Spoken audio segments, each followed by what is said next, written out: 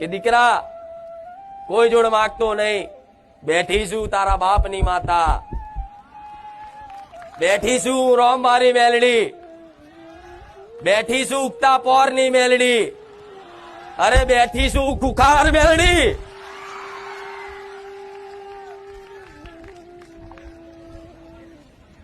મારા ચમનું રચાવાનું, ચમનું પૂરું કરવાનું એ મન માતાને ખબર છે.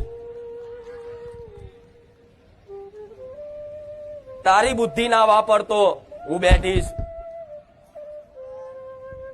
શું રચાઈશ, શું કરીશ એ તો મારા દીકરાને સપને ખ્યાલ નથી કે મારી માતા આવા અજવાળા કરશે.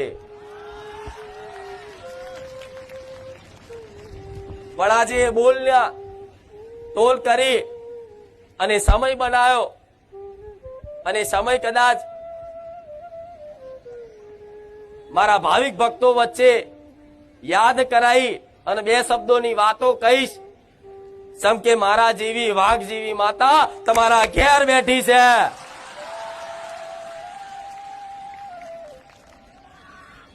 રામ દરેકની વાલી એવી માતાઓને ખૂબ રામ.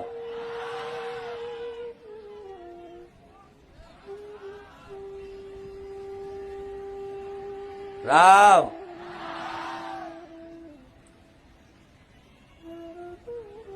આજે મારા ધામમાં આવનારા ભાવિક ભક્તો જોડે મારો દીકરો કે મારી વસ્તી કે મારા સેવકો કોઈ પણ સ્વાર્થ નથી રાખતા ને, આ એનો સતનો પ્રકાશ છે.